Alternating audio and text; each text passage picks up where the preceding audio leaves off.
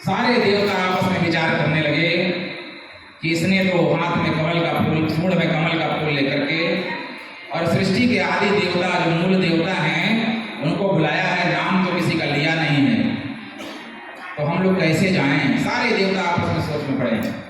भगवान भोलेनाथ कह रहे हैं कि इसने भोले बाबा कहा नहीं, विश्वनाथ कहा नहीं, भूतनाथ कहा नहीं, तो मैं कैसे जाऊं? माता जी कह रही हैं कि शेरा वाली कहा नहीं, दुर्गा कहा नहीं, चामुंडा, नैना देवी ये सब बोला नहीं, तो मैं कैसे जाऊं? इंद्र ने कहा कि मेरे को इंद्र कहा नहीं, यहां तक कि मुझे देवता कहा जाता तो भी मैं चला जाता। सारे देवता इसी विचार में पड़े हैं और इधर ग्राह जो इसको खींचे जा रहा है, इसका सूंड जो है वो लगभग पानी में डूबने को है। भगवान ने मन में विचार किया, ये तो सृष्टि का मूल देवता कह रहा है और मूल में तो मैं ही हूँ, मेरे से तो मूल में कोई है ही नहीं। तो भगवान ने क्या किया कि गरुड़ जी को छोड़ दिया, ऐसे ही भगवान आकाश मार्ग से उड़ते हुए और उसका जो थोड़ा सा सूंड था उसको पकड़ करके ग्राहात विपाट गृणागंधम संपस्यताम हरिरमो चतुस्त्रियाम, उसको पकड़ करके और ऐसा झटके से खींचा कि वो हाथी तो बाहर निकला ही, लेकिन हाथी के पैर को जो ग्राह ने पकड़ रखा था वो ग्राह भी साथ में बाहर आ गया और ग्राह भी बाहर आया। भगवान ने अपने सुदर्शन चक्र से उस ग्राह का गला काट दिया। जब गला कट गया तो हाथी का पैर छूट गया और उस ग्राह के गले से एक दिव्य पुरुष प्रकट हुआ जो देवता जैसा देखने में लगता था, और ये हाथी भी एक राजा के रूप में परिवर्तित हो गया। परीक्षित कहते हैं महाराज ये तो बड़े आश्चर्य का विषय है। बोले क्या? बोले मैं ये सोच रहा हूँ कि ये हाथी और ग्राह ये दोनों दिव्य पुरुष हो गए, ऐसा क्यों हुआ? तो भगवान सुखदेव जी कहते हैं राजन, ये जो ग्राह है ये पूर्व जन्म में होहू नाम का गंधर्व था और होहू नाम के गंधर्व जो है देवताओं का हंसी मजाक करना, देवताओं का उपहास करना, देवताओं को प्रसन्न रखना, ऋषियों को प्रसन्न रखना, यही इसका काम है। एक बार की बात है कि एक देवल नाम के मुनि हैं, ये आकाश गंगा में स्नान करने के बाद गायत्री मंत्र का जप कर रहे थे खड़े होकर के अपने नाभि के उतना पानी में, और इस वो गंधर्व ने देखा कि ऋषि जप कर रहे हैं तो उसने क्या किया कि डुबकी लगाई और डुबकी लगाकर बड़े जोर से जाकर के उनका पैर पकड़ लिया, और जैसे पैर पकड़ा तो बाबा तो डर गए कि लगता है किसी ग्राह ने मेरा पैर पकड़ लिया है, और बाबा की डरने के चलते माला छूट गई। जब बाबा की माला छूट गई तो बाबा तब माला जैसे छूटा तुरंत ही खड़ा होकर के खूब जोर जोर से हंसने लगा कि मैंने आपको डरा दिया, मैंने आपको डरा दिया, आप डर गए, डर गए।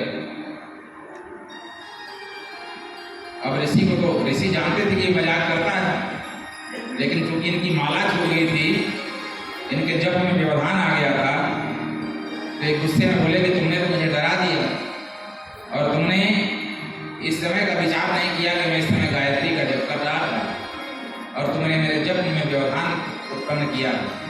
तो जिस तरह से तुमने छुप करके जल में और ग्राह की तरह मेरे पैर पकड़े हैं, जाओ मैं तुम्हें श्राप देता हूँ कि तुम ग्राह ही हो जाओ। अब तो बेचारा पैरों में पड़ करके रोने लगा कि महाराज मुझे आपने कैसा श्राप दे दिया। बोले कि जाओ, जैसे तुमको पैर पकड़ने की आदत है ऐसे किसी भक्त का जब पैर पकड़ लोगे तो उस भक्त के माध्यम से तुम्हारा कल्याण हो जाएगा। बोले कि ठीक है, तो ग्राह हो गया। और ये जो हाथी है ये पांड्य देश का राजा है, इसका नाम है इंद्रद्युम्न। तो इंद्रद्युम्न राजा जो है, एक बार की बात है, अपनी पत्नियों के साथ किसी सरोवर में स्नान कर रहा था और स्नान करते समय उसके उसी रास्ते से अगस्त मुनि जा रहे थे अपने शिष्यों के साथ।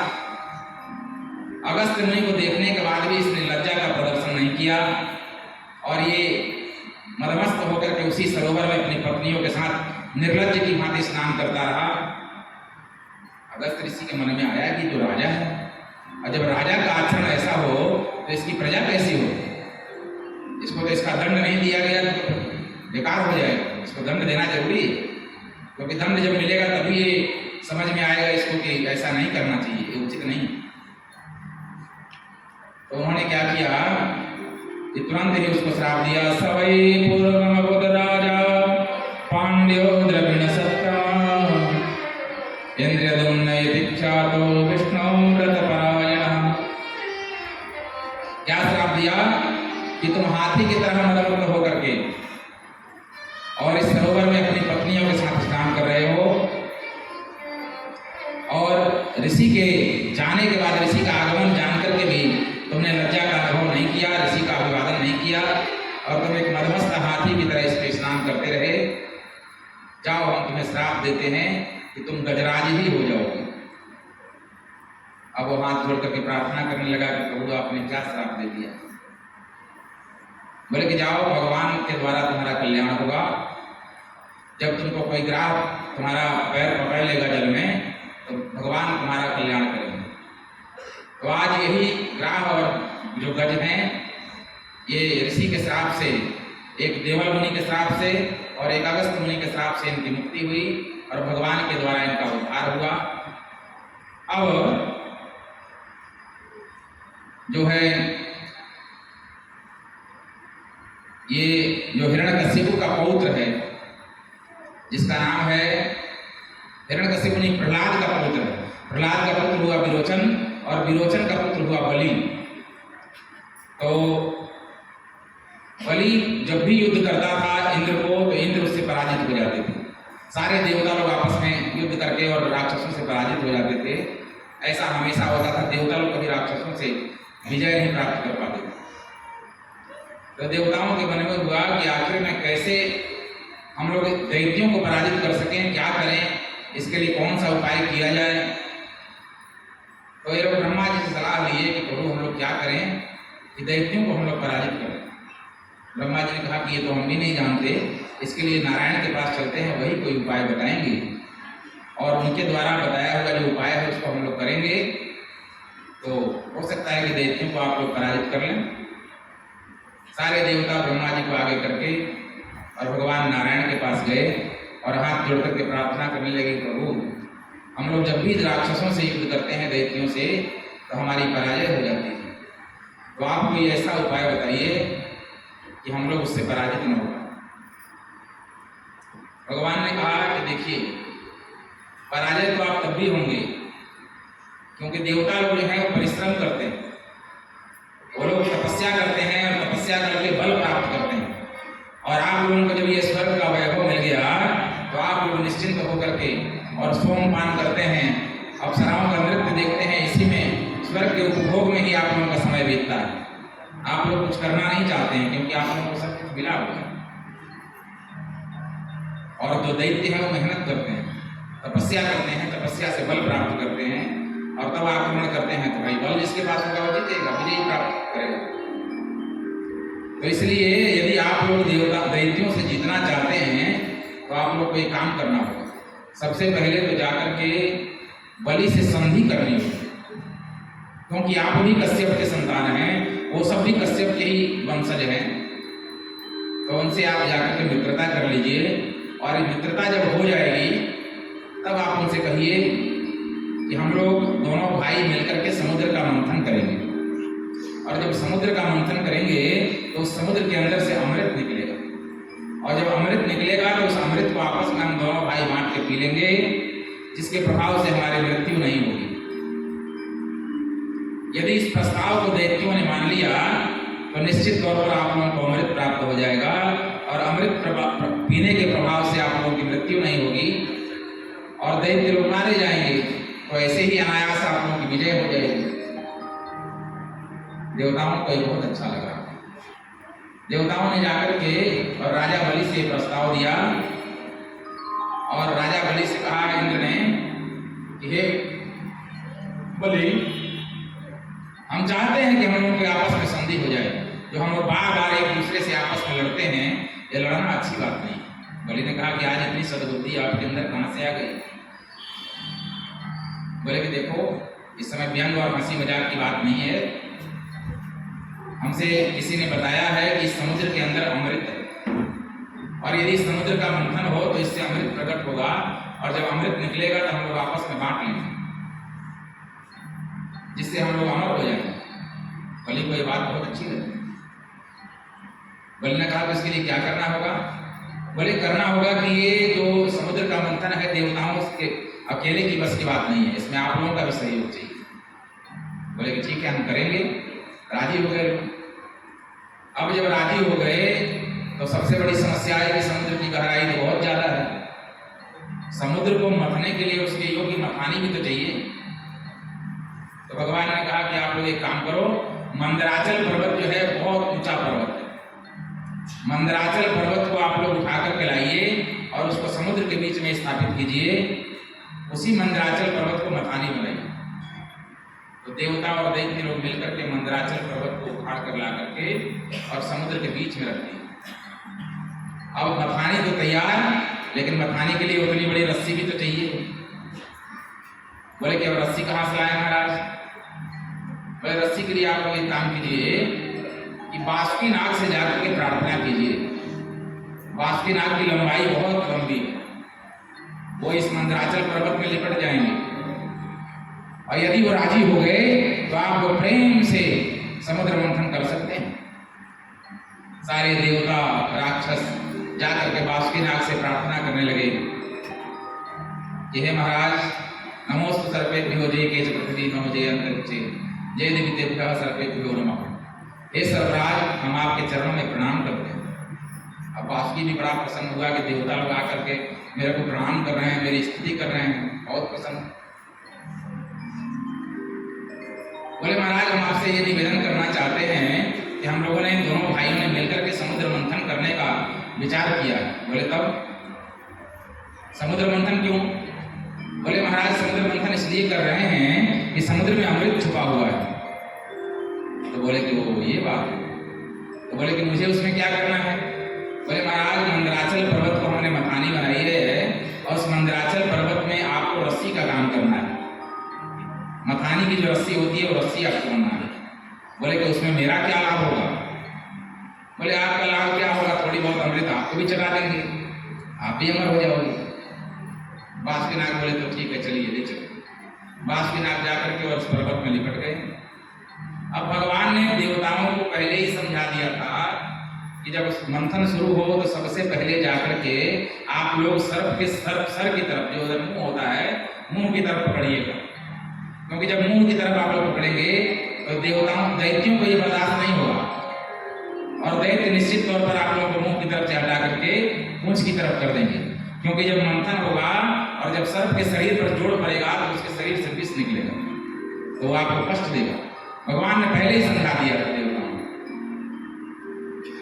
अब जब मंथन का कार्यक्रम प्रारंभ हुआ तो देवता लोग पहले ही जाकर के सर्प के बासुकीनाग के मुंह की तरफ पकड़ लिया। देवता दैत्य कहने लगे कि अरे हम लोग पूंछ की तरफ क्यों पकड़े भाई? आप लोग पूंछ की तरफ पकड़ो, हम लोग मुंह की तरफ पकड़ेंगे। देवताओं ने कहा कि हाँ भैया, आप लोग मुंह की तरफ पकड़िए, हम लोग पूंछ की तरफ पकड़ेंगे। हो गया। जब मंथन का प्रारंभ हुआ तो जब रस्सी का जोड़ पड़ा तो उसके विष का थोड़ा सा ज्वाला निकला उसके मुंह से, तो थोड़ा सा कष्ट हुआ, लेकिन फिर भी अब तो पकड़े हैं, छोड़ भी नहीं सकते, क्योंकि प्रतिष्ठा की बात है। अगर छोड़ेंगे तो देवता लोग हंसी उड़ाएंगे, तो पकड़े हैं। फिर मंथन चालू हुआ तो पर्वत जो है वो फंसने लगा, क्योंकि समुद्र के अंदर तो बालू है, और बालू में जब कोई चीज हम घुमाएंगे तो स्वाभाविक है कि वो फंसने लगेगा। जब पर्वत फंसने लगा तो सारे देवता परेशान कि भाई ऐसे मंथन कैसे हो? अब तो बार बार जो वो है वो जाम होता जा रहा है, जकड़ता जा रहा है उसको बालू, तो घूमेगा ही नहीं, और जब तक घूमेगा नहीं मंथन होगा कैसे? सारे देवताओं ने जाकर के भगवान से प्रार्थना किया कि प्रभु अब कृपा कीजिए। तो भगवान ने कहा कि ठीक है, मेरे भी पीठ में बहुत दिनों से खुजली हो रही थी, अब मेरी भी खुजली मिट जाएगी। और भगवान ने क्या किया कि 100 योजन चौड़ा कछुआ का रूप धारण किया। बोले पूर्व भगवान की जय। और इस तरह से भगवान का कछुए के रूप में अवतार हुआ, और भगवान ने क्या किया कि अपना पीठ जो है मंदराचल पर्वत के नीचे लगा। अब भगवान का कछुए का जो पीठ होता है थोड़ा सा ऊंचा होता है। अब जब मथानी घूमने लगी तो कभी इधर छटक जाए, कभी इधर छटक जाए, फिर लोगों को परेशानी हुई तो भगवान से कहा कि प्रभु अब कृपा कीजिए। भगवान ने कहा ठीक है, और भगवान स्वयं उस मंदराचल पर्वत की चोटी पर जाकर के बैठ गए वजन लेकर। अब जो मथानी है वो फिक्स हो गया। अब मंथन शुरू हुआ, और जैसे मंथन शुरू हुआ तो सर्वप्रथम उसमें से हालाहल नाम का विष प्रकट हुआ। और समुद्र तो बहुत बड़ा है, और हालाहल जब विष प्रकट हुआ तो पूरे समुद्र में प्रकट हुआ, एक जगह थोड़ी प्रकट हुआ, पूरे समुद्र में हुआ। और जब पूरे समुद्र में विष निकला तो उस विष के प्रभाव से सारा जितनी जनता थी, जितने पशु पक्षी थे, जितनी वनस्पतियां थी, सब जलने लगी। इतना भयंकर विष था। अब देवता लोग परेशान कि क्या करें कुछ समझ में नहीं आ रहा। भगवान ने कहा कि भैया मैं तो माखन मिश्री खाता हूं, ये विष मेरे से बचेगा नहीं। तुम लोग एक ही उपाय करो, और जो भोले बाबा हैं वो हमेशा भांग धतूर का सेवन करते हैं, वही इस विष को बचा सकते हैं। यदि वो राजी हो गए तो आप लोगों का कष्ट दूर हो जाएगा। आप लोग जाकर के उनसे प्रार्थना कीजिए। सारे देवता भगवान भोलेनाथ के पास कैलाश पर्वत पर पहुंच गए और हाथ जोड़कर कहते हैं, ये देव देव महादेव भूतात्मन भूत भावनः त्राहिणः शरणापन्नास् त्रैलोक्य दहनान्यसः। हे प्रभु, हम आपकी शरण में आए हैं, आप हमारी रक्षा करें। भगवान ने कहा क्या हो गया, क्यों, क्या बात है, इसलिए आप लोग हमारे पास आए हैं, बताइए। बोले महाराज हम लोग समुद्र मंथन कर रहे थे भगवान के आदेश से, और जब मंथन प्रारंभ हुआ तो समुद्र से विष निकला है, और वो भी विष इतना भयंकर है कि उस विष से सारी प्रजा नष्ट होती जा रही है। जितनी वनस्पतियां हैं सब धीरे धीरे जलते जा रहे हैं। तो इसलिए हे प्रभु आप कृपा कीजिए। तो भगवान ने कहा कि कृपा तो हम करेंगे, लेकिन थोड़ा माता जी से पूछ लें, आपकी माता जी जो पार्वती जी हैं वो क्या करती हैं इसके विषय में उनसे पूछ लें। यदि वो कहेंगी, वो राजी हो जाएंगी तो हम आप लोगों का कष्ट दूर करेंगे। जाकर के कहते हैं कि हे देवी, देवता लोग हमारे दरवाजे पर पधारे हैं। बोले क्या बात है। बोले देवताओं ने कहा कि हम लोग समुद्र मंथन कर रहे हैं और समुद्र से विष प्रकट हुआ है, और उस विष से हमारी रक्षा कीजिए। तो आप क्या कहते हैं। माता ने कहा कि लोक कल्याण के लिए तो आपको ये करना ही चाहिए, क्योंकि लोक कल्याण के लिए जब आपके पास आपकी शरण में देवता आए हैं तो आप उनके ऊपर कृपा कीजिए। अब भगवान ने क्या किया, तुरंत ही भगवान राम का ध्यान किया, और राम का ध्यान करके सारा विष जो है अपने अंजलि में लेकर पी गए। जैसे विष को मुंह में लिया कि भगवान को अचानक याद आया कि मेरे हृदय में तो राम विराजते हैं, और मेरे हृदय में राम विराजते हैं। यदि इस विष को मैंने अपने कंठ में से नीचे उतारा तो मेरे राम को कष्ट होगा, और मेरे राम को कष्ट होगा तो मेरे को कष्ट होगा, इसलिए इसको मैं हृदय में नहीं उतारूंगा। और भगवान ने वो सारा विष जो है अपने कंठ में धारण कर लिया, और भगवान का जो कंठ है वो नीला पड़ गया। बोले नीलकंठ भगवान की जय। देवता लोग भी बड़े प्रसन्न हुए, सबके दुख दूर हो गए। अब देवता लोग पुनः जाकर के समुद्र मंथन करने लगे, और जब समुद्र मंथन होते होते थोड़ी देर बीता तो समुद्र से बारुणी नाम की मदिरा निकली। अब मदिरा जैसे निकली, सारे दैत्य खुश, मदिरा को देखकर दैत्य खुश हो ही जाते हैं। सारे दैत्य खुश हो गए कि वाह क्या सुंदर मदिरा है, ऐसा मदिरा तो हमने अपने जीवन काल में कभी देखा ही नहीं। भगवान ने कहा कि जितना मन करे उतना पी लो, जितना मन करे उतना भर कर रख लो आगे के लिए, क्योंकि पता नहीं फिर मिलेगा कि नहीं। अब सब लेकर के खूब पीने लगे मदिरा, और उसका घड़े में भर भर के अपना आगे के लिए रख लिए। फिर उसके बाद मंथन शुरू हुआ। जब मंथन शुरू हुआ तो उसमें ऐरावत नाम की हाथी निकली, जिस हाथी को 7 सूंड थे। भगवान ने दैत्यों से पूछा कि क्या हाथी आपको चाहिए। दैत्यों ने कहा ये हाथी घोड़ा हमको नहीं चाहिए, ये आप इंद्र को दे दो। भगवान ने इंद्र को ऐरावत हाथी दे दिया भगवान ने। फिर मंथन प्रारंभ हुआ तो उसमें से उज्जयी श्रवा नाम का घोड़ा निकला। भगवान ने पूछा कि घोड़ा चाहिए, बोले नहीं चाहिए, इंद्र को दे दो। फिर मंथन प्रारंभ हुआ तो उसमें कामधेनु गाय, सुरभि गाय, कबीरधानी नाम की गाय वो सब निकली, तो बोले कि आप लोगों को गाय चाहिए? बोले नहीं नहीं, ये गाय को कौन रखेगा, कौन खिलाने का झंझट करेगा, चारा दे दीजिए इंद्र को। बोले कि ठीक है ले जाओ। इंद्र को भी दे दिया गया। फिर मंथन प्रारंभ हुआ। फिर मंथन प्रारंभ हुआ तो उसमें कौस्तुभ नाम की एक मणि निकली।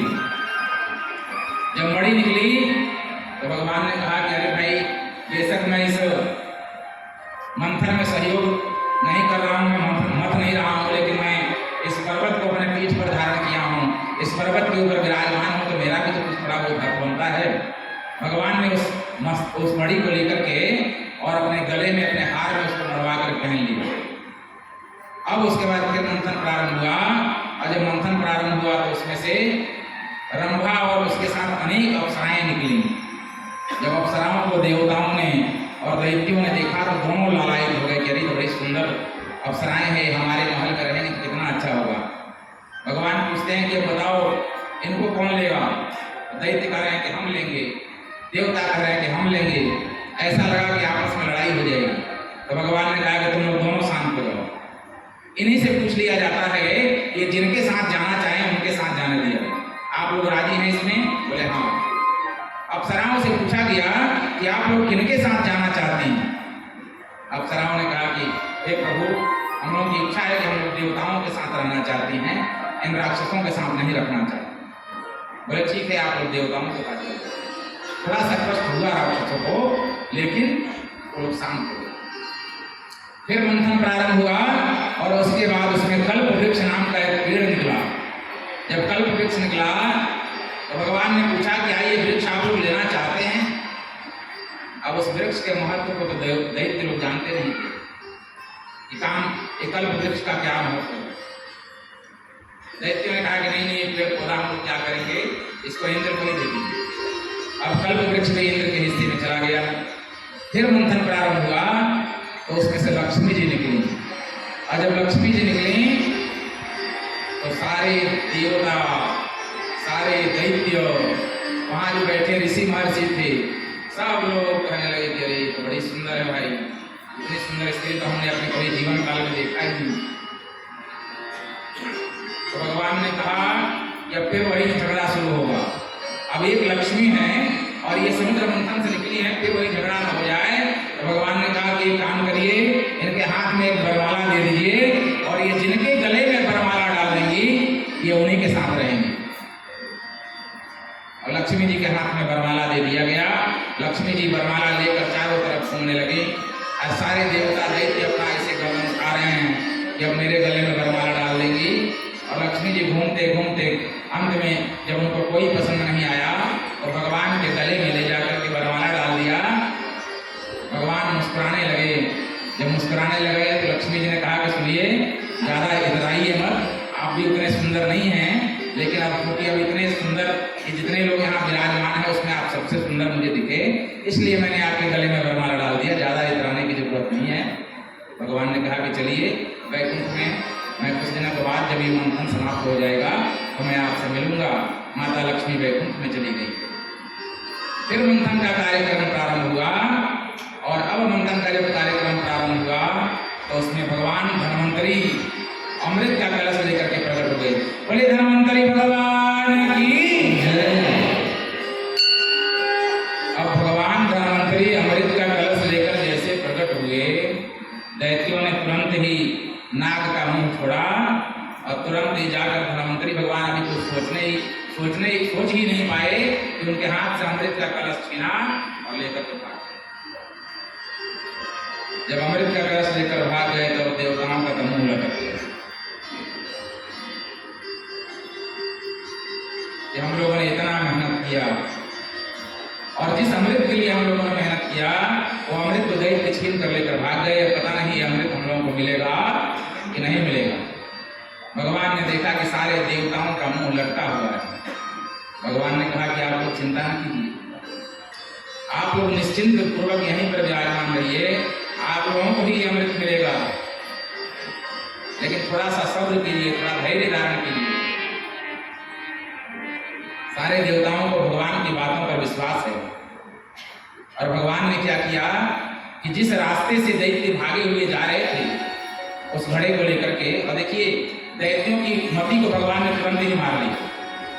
तुलसीदास जी लिखते हैं अपने रामचरितमानस में कि जाको प्रभु दारुण दुख दीना अता की मति पहले हरि लीना।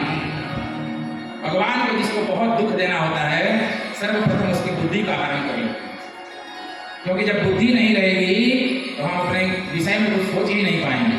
बुद्धि का एक काम है सोचना, और जब बुद्धि हमारी भ्रष्ट हो जाएगी तो निश्चित तौर पर हम दुखी हो जाएंगे।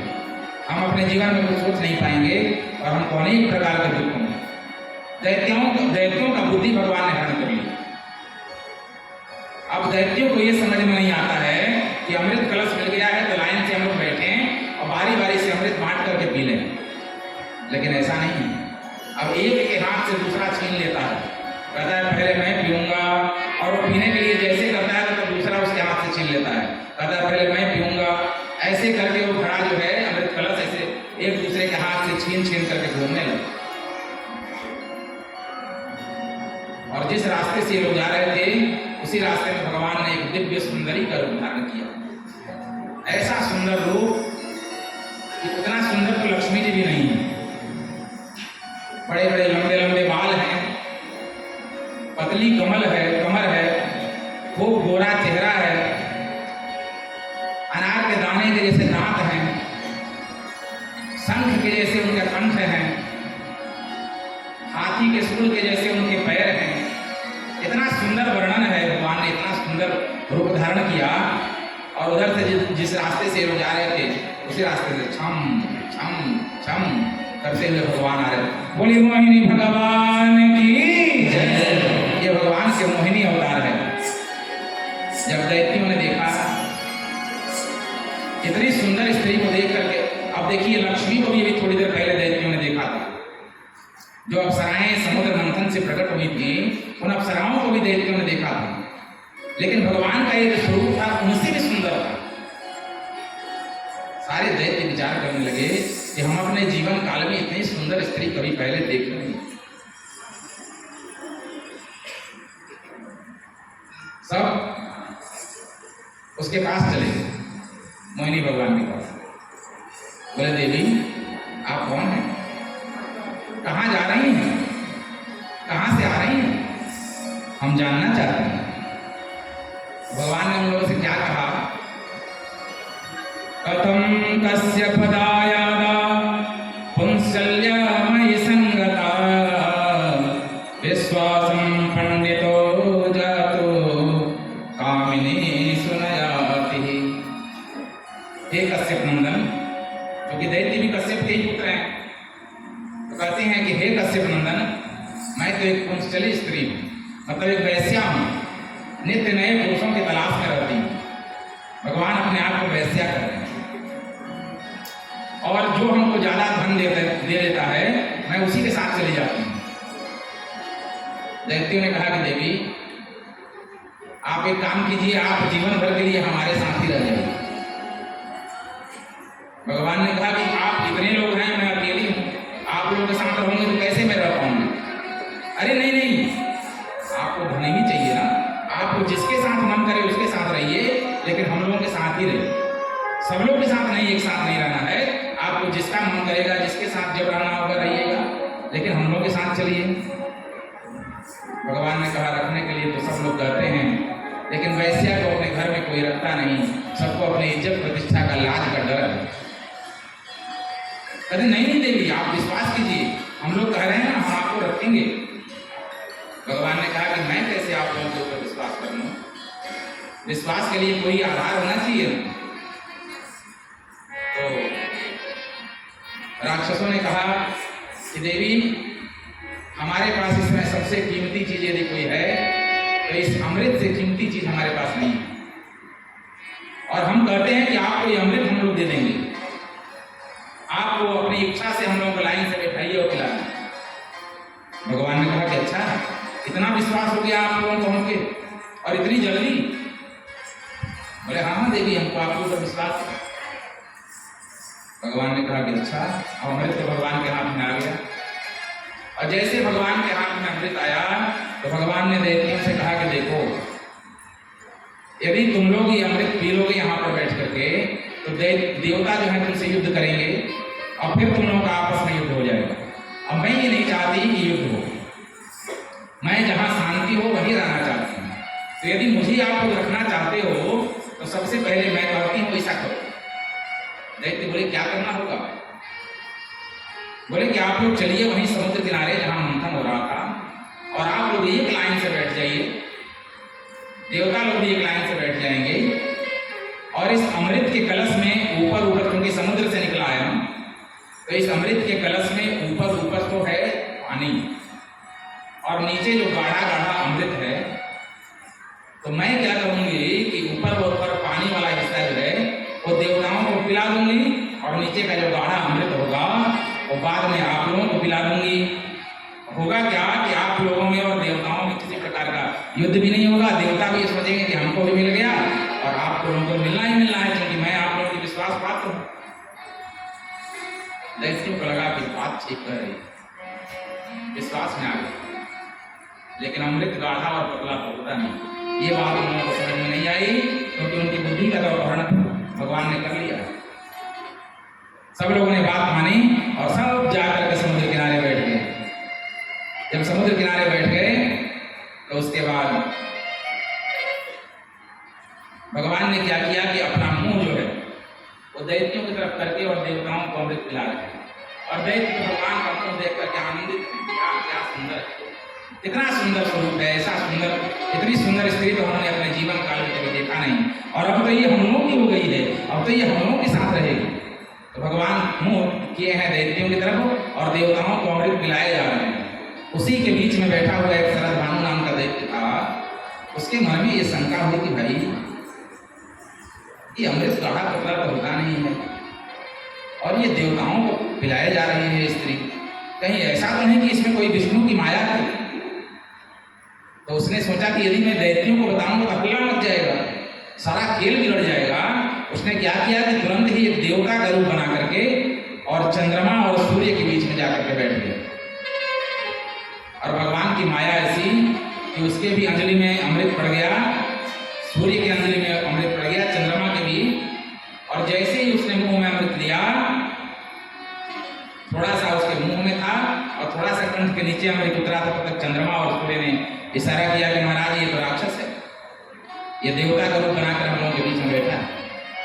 अब भगवान ने तुरंत ही चक्र से उसका गला काट दिया और भगवान असली रूप में आ गए। सारे देवताओं ने तो अमृत पी लिया। दैत्यों को ये पता लगा कि ये जो अमृत है, ये जो कन्या है, जो स्त्री है, ये तो विष्णु ही स्त्री के रूप में आई और इसने हम लोगों के साथ कपट किया है और कपट करके ये जो अमृत है देवताओं को पिला दिया। भगवान को वहां से उनका ध्यान हो गया, भगवान चले गए वैकुंठ और देवताओं और असुरों के बीच में बड़ा भयंकर देवासुर संग्राम हुआ। इतना भयंकर युद्ध हुआ कि युद्ध होते होते राक्षस तो चूंकि अमृत पिए नहीं थे तो राक्षस बेचारे मार दिए जाते थे, लेकिन फिर भी राक्षस देवताओं पर प्रबल थे। राक्षसों की संख्या ज्यादा थी।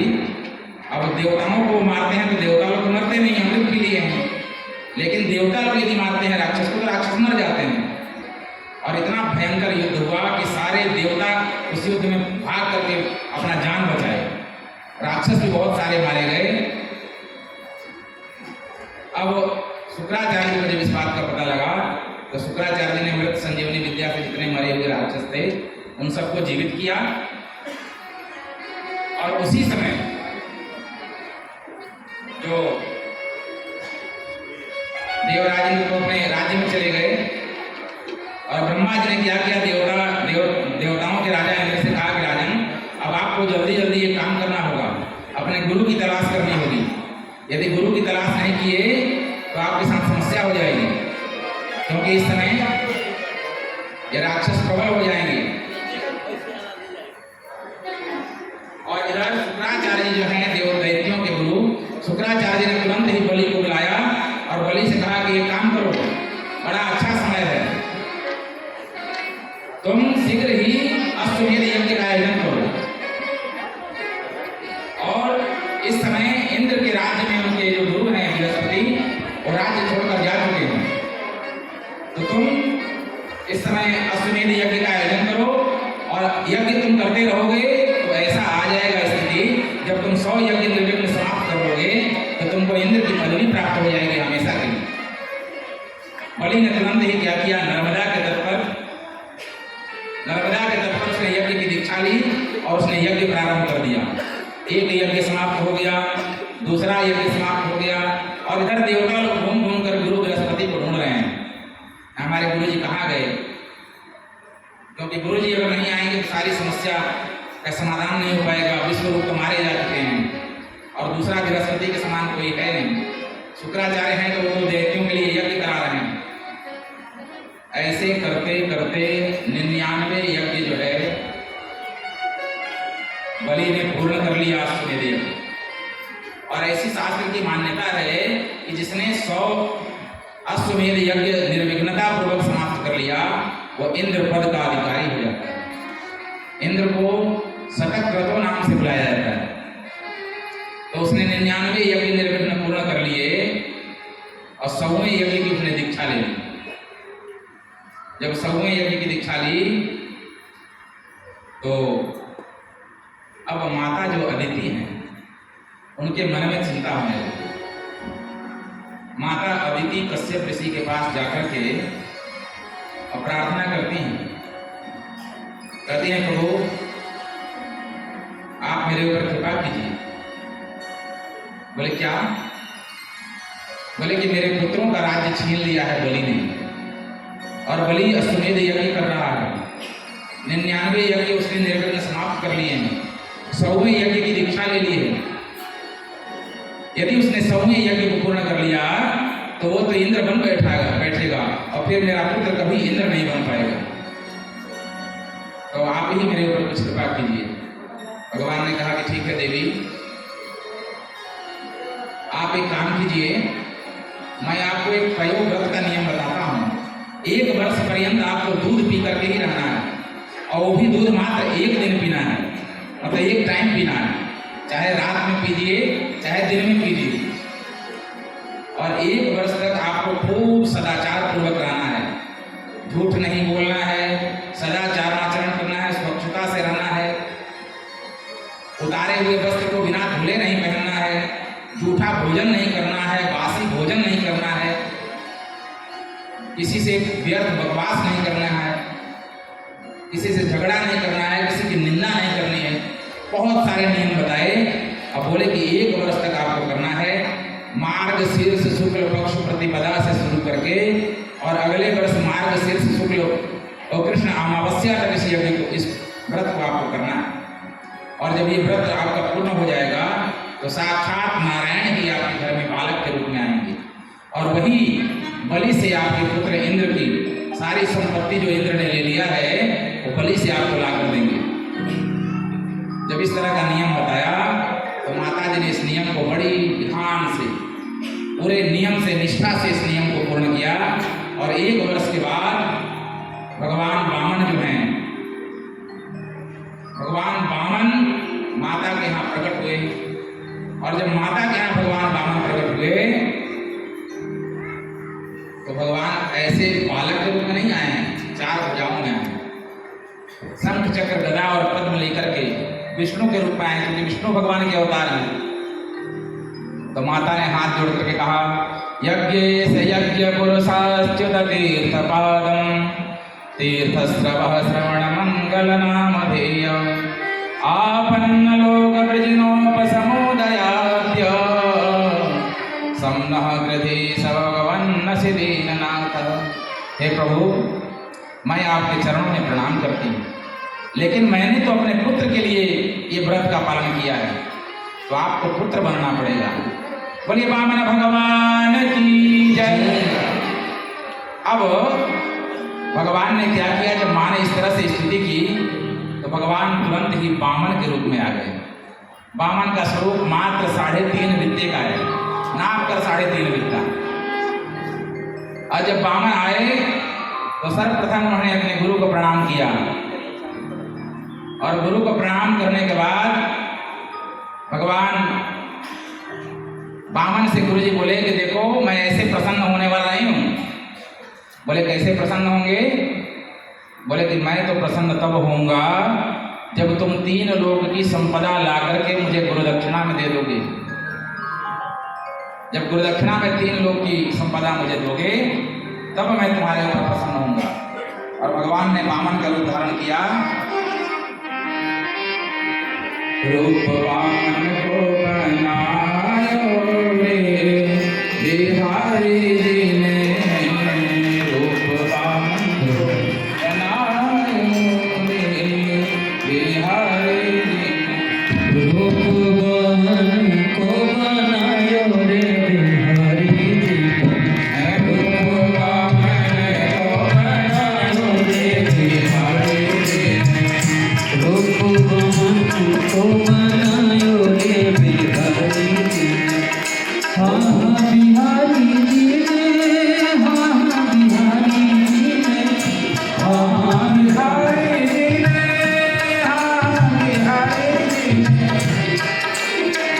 रूप वामन को बनायो रे बिहारी जी ने, रूप वामन को बनायो रे बिहारी जी ने।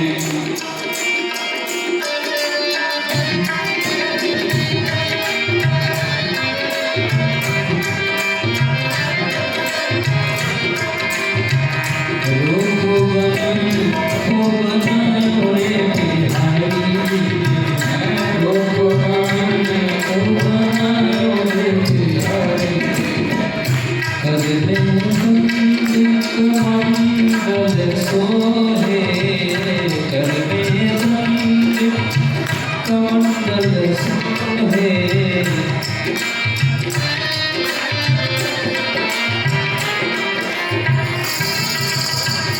करबे मंगल मंगल सोहे, करबे एक मंगल सोहे। सर पे छत्र धरायो रे बिहारी जी ने, रूप वामन को बनायो रे बिहारी जी ने, रूप वामन को बनायो रे बिहारी जी ने। रूप वामन को बनायो रे बिहारी जी ने।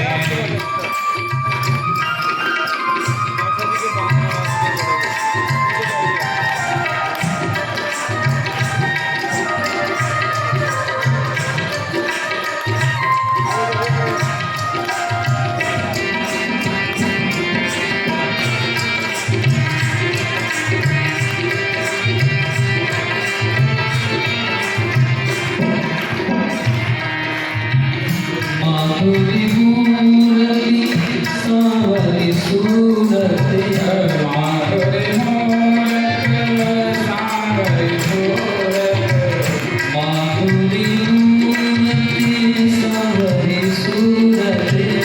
माधुरी मूरति सांवरी सूरत, माधुरी मूरति सांवरी सूरत है। माधुरी मूरत सांवरी सूरत, माधुरी मूरति सांवरी सूरत है। माधुरी मूरत सांवरी सूरत, सभी मोहिन मन भायो रे बिहारी जी ने, सभी मोहिन मन भायो रे बिहारी जी ने।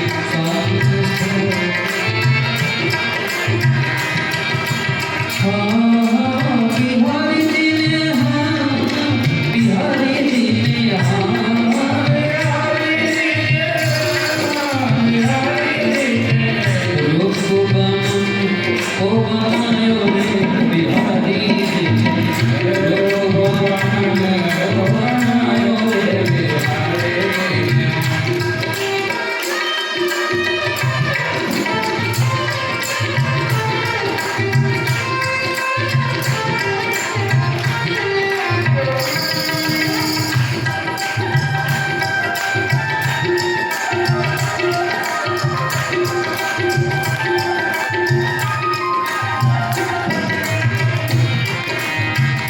देवन काज सवारन कारणे, देवन काज सवारन